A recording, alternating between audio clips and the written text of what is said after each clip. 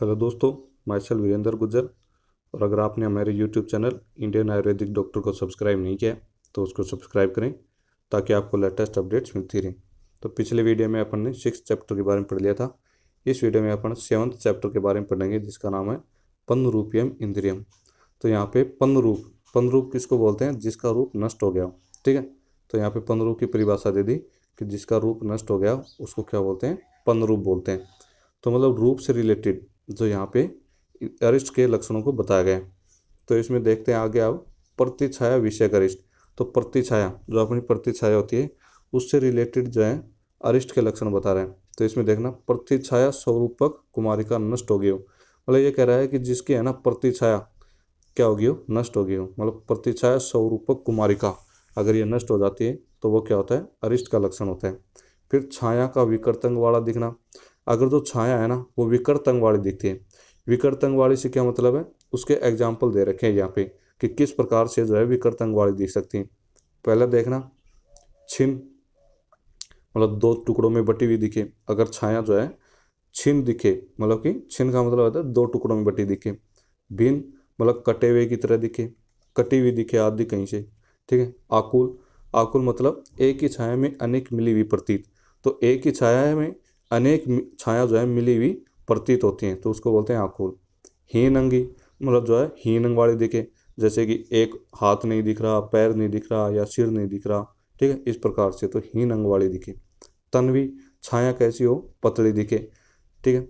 अधिका, अधिका मतलब दो सिर, चार पैर, चार हाथ, मतलब उसमें क्या है कि अधिक अंग दिखते हैं। हीन अंगी भी बता दी और अधिका भी बता दी। तो अधिका में मतलब इसमें अधिक अंग दिखते हैं, जैसे दो सिर दिख रहे हैं, चार पैर दिख रहे हैं, चार हाथ दिख रहे हैं। तो इस प्रकार की छाया। फिर वी शिरा, वी शिरा मतलब सिर, सिर मतलब सिर होना, और वी शिरा मतलब बिना सिर की। ठीक है, तो बिना सिर की छाया दिख रही। तो इस प्रकार से ये क्या हो गए? छाया का विकृत अंग वाला दिखना। तो इस प्रकार से अगर छाया दिखे तो वो भी क्या होते हैं? अरिष्ट के लक्षण होते हैं। तो यहाँ पे जो है प्रतिछाया विषयक अरिष्ट के लक्षण बता दिए गए। अब आगे देखते हैं संस्थान। संस्थान मतलब शेप। ठीक है, आकृति। तो अब यहाँ पे देखना आकृति बोधक। तो आकृति बोधक जो है बता रहा है।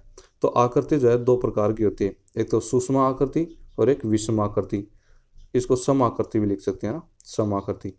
ठीक है, तो सम आकृति मतलब सिमेट्रिकल, जो सिमेट्रिकल होते हैं। ये इंग्लिश में बता रहा है सिमेट्रिकल और एसिमेट्रिकल।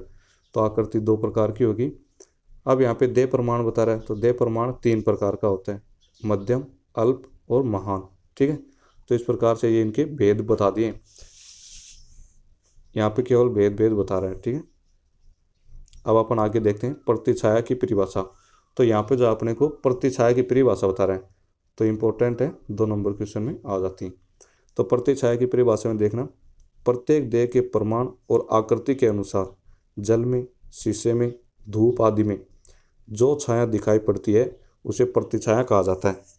तो ये कह रहा है कि प्रत्येक देह के प्रमाण और आकृति के अनुसार, मतलब देह के मतलब जिस जैसा देह का प्रमाण है, मोटा है, पतला है, ठीक है, लंबा है या छोटा है, तो ये देह का प्रमाण हो गया। तो देह के प्रमाण और आकृति के अनुसार, मतलब जिस प्रकार की अपनी आकृति, तो देह के प्रमाण और आकृति के अनुसार जल में या फिर शीशे में या फिर धूप में जो छाया दिखाई पड़ती है ना उसको क्या कहते हैं? प्रतिछाया कहा जाता है। तो इस प्रकार से ये प्रतिछाया की डेफिनेशन होगी। छाया जो है वर्ण एवं प्रभा के आश्रित है। और छाया किसके आश्रित होती है? प्रभा और वर्ण के आश्रित होती है। ये पॉइंट याद रखना कि छाया किसके आश्रित है? प्रभा और वर्ण के आश्रित। अब यहाँ पे जो है नीचे छाया के भेद बता रहा है। तो प्रतिछाया और प्रभा इनसे रिलेटेड जो भी है ये थोड़े इंपॉर्टेंट है। पास आगे एक आएगा छाया और प्रभा में डिफरेंस भी करेगा, ये भेद भी बताएगा। ठीक है, तो वहाँ पे जो है वो भी इम्पोर्टेंट है। अब यहाँ पे देखते हैं छाया के भेद। तो छाया के जो है 5 भेद होते हैं, इसको याद करना, पूछ लिया जाता है क्वेश्चन में। तो छाया के कितने भेद हो गए? 5 भेद। 5 भेद ये छाया के भेद कर रहा है पंचमहाभूतों के अनुसार, है ना। पंचमहाभूतों के आधार पर क्या कर रहा है? ये छाया के भेद कर रहा है। अब इसमें अपन नीचे देखते हैं नाभसी। पहले तो भेद देख लेते हैं। नाभसी मतलब नभ, नभ किसको बोलते हैं? आकाश को। वायवी, आग्नेयी, आम्बसी, आमसी अम्बु, अम्बु बोलते हैं ना पानी को। फिर पार्थिवी। तो इस प्रकार से ये 5 भेद हो गए छाया के।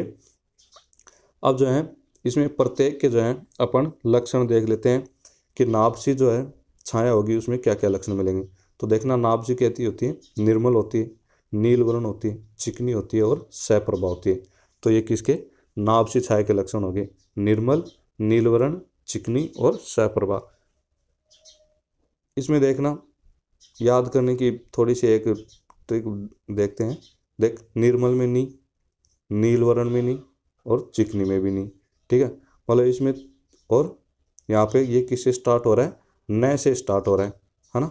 तो इसमें इस प्रकार से याद रख सकते हैं कि 3 तो ऐसे अक्षर आएंगे जिसमें जो है नी है। तो नी से निर्मल, नी से नील वर्ण और नी मतलब चिकनी। तो और एक कौन सा हो गया, सप्रभा। अब देखते हैं वायवी। वायवी देखना रुक्ष और अरुण वर्ण, वायु का रुक्ष और अरुण वर्ण तो होता ही है, तो इसलिए, और प्रभाहीन, अपने को दिखती थोड़ी है, वायु को अपन देख नहीं सकते, तो मतलब कि क्या इसने बोल दिया कि प्रभाहीन, ठीक है। तो रुक्ष, श्याव वर्ण, अरुण वर्ण और प्रभाहीन, ये किसके होते हैं, वायवी छाया के लक्षण। फिर अगला देखते हैं आग्नेयी। आग्नेयी कैसी होती है, शुद्ध रक्त वर्ण, चमकदार, कांतिवान, प्रिय। तो ये कह रहा है कि आग्नेयी जो होती है ना, वो शुद्ध रक्त वर्ण, जैसे कि शुद्ध रक्त का वर्ण होता है उस प्रकार के वर्ण की होती है, चमकदार होती है। तो अग्नि क्या होती है, अग्नि तो चमकदार ही होती है, कांतिवान, और अग्नि में कांति भी होती है, और वो क्या होती है, प्रिय, तो प्रिय होती है। तो ये किसके, आग्नेयी छाया के लक्षण। नेक्स्ट है आमसी। तो आमसी में देखना शुद्ध वैदुर्य मणि के समान, मतलब वैदुर्य मणि के समान जो है होती है, स्वच्छ होती है और चिकनी होती है। तो ये लक्षण जिसमें मिलते हैं वो क्या है, आमसी छाया के लक्षण है। शुद्ध वैदुर्य मणि, तो अंबु, अंबु में इस प्रकार से याद लिखना, मणि, मणि कहाँ पे मिलती है, अंबु में, जल में मिलती है। तो इस प्रकार से शुद्ध वैदुर्य मणि के समान क्या होता है, दिखती है ये, स्वच्छ होती। तो जल कैसा होता है, जल तो स्वच्छ होता है ना, और जल में स्निग्धता भी मिलती है, तो क्या हो गया, ये चिकनी भी होगी। तो इस प्रकार से ये आमसी छाया के लक्षण हो गए। अब देखते हैं पार्थिवी। पार्थिवी में देखना स्थिरी, चिकनी, घन, सलक्षण, श्याम वर्ण और श्वेत। तो इसमें 2 प्रकार के तो वर्ण होते हैं, एक तो श्याम वर्ण की मिलती है और श्वेत वर्ण की, ठीक है। और इसके अलावा क्या होती है, स्थिर। तो पृथ्वी क्या होती है, स्थिर होती है ना, स्थूल स्थिर। तो ये भी क्या होती है, स्थिर होती है, चिकनी होती है, घन, घन मतलब गाढ़ी, ठीक है, गाढ़ी होती है, और सलक्षण होती है। तो इस प्रकार से ये क्या हो गए, पार्थिव छाया के भेद हो गए। तो इस प्रकार से यहाँ पे जो है छाया के 5 भेद हो गए, और 500 के जो है लक्षण बता दिए गए। इनको याद करना है, ठीक है, इंपॉर्टेंट है। अब यहाँ पे बता रहा है कि जो वायवी छाया होती है ना, वो अशुभ होती है, मृत्युकारक होती है और क्लेशकारक होती है। तो जो 5 प्रकार की छाया हैं, उनमें केवल एक छाया है जो अशुभ, मृत्युकारक, क्लेशकारक होती है, और बाकी की जो 4 छाया हैं वो क्या होती हैं, फलदायक होती हैं, ठीक है। तो सबसे हीन छाया कौन सी होगी, वायवी छाया। अब आगे बढ़ते हैं अपन। तो यहाँ पे जो है प्रभा बता रहा हूँ, ठीक है। तो सभी प्रभा पित्त से उत्पन्न होती है। तो प्रभा किससे उत्पन्न होती है, मतलब जितनी भी प्रभा हो, ठीक है, वो किससे उत्पन्न होती है, पित्त से उत्पन्न होती है। तो अपन ने देखा छाया तो किससे उत्पन्न हो रही है, पंच महाभूतों से उत्पन्न हो रही है, ठीक है। और प्रभा किससे उत्पन्न होती है, ओनली पित्त से उत्पन्न होती है, याद रखना। फिर एक रहा है विकसित और स्निग्ध प्रभा कैसी होती है, शुभ होती है। रुक्ष और मलिन प्रभा कैसी होती है, अशुभ होती है। तो क्वेश्चन है कि कौन सी प्रभा, शुभ प्रभा के लक्षण लिखो, अशुभ प्रभा के लक्षण लिखो, या फिर शुभ अशुभ प्रभा के लक्षण लिखो, ठीक है। तो उसमें क्या लिखोगे, ये विकसित और स्निग्ध प्रभा शुभ होती है, और रुक्ष मलिन प्रभा अशुभ होती है। अब इसके जो है भेद बता रहे हैं। तो प्रभा के जो है 7 भेद होते हैं। 7 भेद कौन कौन से हैं, रक्त, पीत, ठीक है, श्वेत, श्याव, हरित, पांडुर और काली। तो इस प्रकार से ये प्रभा के 7 भेद हो गए। तो इसको कैसे याद कर सकते हैं, जैसे अपन ने रक्तपित्त रोग पढ़ा था ना, तो रक्तपित्त हो गया, श्वेत श्याव, दोनों क्या हो गए, सह वाले श्वेत श्याव, है ना। फिर हरित पांडु, जब अपन पांडु पढ़ेंगे तो उसमें देखेंगे कि पांडु जो रोगी होता है उसका हरित वर्ण भी हो जाता है, तो हरित पांडु, हरा पांडु। और फिर अगले क्या हो गया, काली, ठीक है। तो इस प्रकार से ये प्रभा के 7 भेद हो गए। 7 के नाम याद रखने, और कितने भेद होते हैं याद रखने। अब यहाँ पे अपन देखते हैं छाया और प्रभा में अंतर। तो ये क्वेश्चन जो है इम्पोर्टेंट है, बहुत बार आया हुआ है कि छाया और प्रभा में अंतर बताओ। तो यहाँ पे इसी प्रकार से टेबल रूप में जो है अपने को याद रखना है, और क्वेश्चन आए अगर एग्जाम में तो टेबल में ही बना के आना है। तो इधर छाया और इधर प्रभा। तो एक वर्ण को आच्छादित कर दिए। तो छाया क्या करती है, ये वर्ण को, किसको, वर्ण को आच्छादित करती है। अपन ने पढ़ा था ना छाया वर्ण और प्रभा पे आश्रित होती है, तो वही बात बता रहे हैं। तो वर्ण को क्या करती है, आच्छादित करती है। और जो प्रभा होती है ना वो क्या होती है, यह वर्ण प्रकाशक होती है। ठीक है, मैंने ऐसे ही नॉर्मली एक एक पॉइंट लिखे हैं, तुम लोगों को क्या है पूरा लिखना है। वर्ण ये तो छाया जो है वर्ण को आच्छादित करती है, और प्रभा जो है वर्ण को वर्ण प्रकाशक होती है या वर्ण को प्रकाशित करती है। अब आगे देखते हैं, छाया जो है समीप आने पर दिखाई पड़ती है, जबकि प्रभा जो है दूर से ही दिखाई पड़ जाती है। फिर छाया के क्या होते हैं, 5 भेद होते हैं, प्रभा के 7 भेद होते हैं।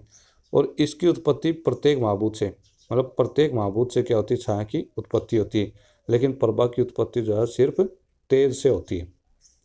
वर्ण व प्रभा पर आश्रित है ना, ये क्या होती है, छाया जो है वर्ण और प्रभा पर आश्रित होती है, लेकिन प्रभा जो होती है वो क्या होती है, स्वतंत्र होती है। तो इस प्रकार से ये इसके अंतर बता दिए हैं, ये अंतर याद करने, फिर दोबारा से कह रहा हूँ इंपॉर्टेंट है, इसके अंतर याद करो। अब यहाँ पे देखते हैं, ये कह रहा है दोनों नेत्र कामला रोग के समान पीले, संघ प्रदेश में मांसहीनता हो, सदा भयभीत रहें, तो वो रोगी क्या होता है, अचिकित्सीय होता है। ठीक है, ये कह रहा है कि अगर दोनों नेत्र है ना कामला के समान पीले, जैसे कामला रोग में पीले होते हैं ना, वैसे बता रहा है, अगर वैसे पीले होते हैं, संघ प्रदेश जो है उसमें क्या होती है, मांसहीनता, मतलब संघ प्रदेश में मांस की कमी होती है, मांसहीन होता है। और वो रोगी जो है सदा भयभीत रहता है, उसको हमेशा भय लगा रहता है। तो इस प्रकार का रोगी क्या होता है, अचिकित्सीय होता है। तो ये अचिकित्सीय रोगी के लक्षण बताए कि कौन से रोगी जो है अचिकित्सीय होता है। तो अपन ने पढ़े थे ना अभी कि अचिकित्सीय रोगी, ठीक है, ऊपर एक हेडिंग डाली थी, और कौन से रोगी जो है अचिकित्सीय होते हैं। तो उसमें जो है एक पॉइंट जो अपन ये भी लिख सकते हैं। अब यहाँ पे देखना 7 दिन का और 15 दिन का अरेस्ट बता रहे हैं। तो इस प्रकार के जो हैं, मैंने पहले भी बताया था कि इस प्रकार के हैं कि 1 वर्ष के अरेस्ट, 15 दिन के अरेस्ट, 7 दिन के अरेस्ट, 1 महीने के अरेस्ट। तो इस प्रकार के जो पॉइंट दे रखे हैं, जो तो यहाँ जो है ये इम्पोर्टेंट है, बहुत ही ज़्यादा इम्पोर्टेंट है। इनमें से जो है 2 नंबर का क्वेश्चन बनता है, पूछ लिया जाता है कि जैसे कि 1 वर्ष का अरेस्ट बताओ, 7 दिन का अरेस्ट बताओ, तो इस प्रकार से। तब यहाँ पे देखते हैं 7 दिन का अरेस्ट। तो 7 दिन का कौन सा अरेस्ट है, ये कह रहा है कि नींद या सैया से उठाने पर बार बार मूर्छा आए। ठीक है, तो अगर नींद या फिर सैया से उठाने पर क्या आ रही है, बार बार मूर्छा आ रही, तो वो क्या होता है, 7 दिन का अरेस्ट होता है। फिर ये बता रहा है 15 दिन का अरेस्ट। ये कह रहा है कि उद्र और अदय मार्ग में होने वाले रोग, अगर उद्र और अदय मार्ग में क्या होते हैं, रोग होते हैं, मतलब दोनों ही मार्गों में रोग हो रहे हैं, दोनों ही मार्गों में रोग हो रहे हैं, तो वो क्या होता है, 15 दिन का अरेस्ट होता है।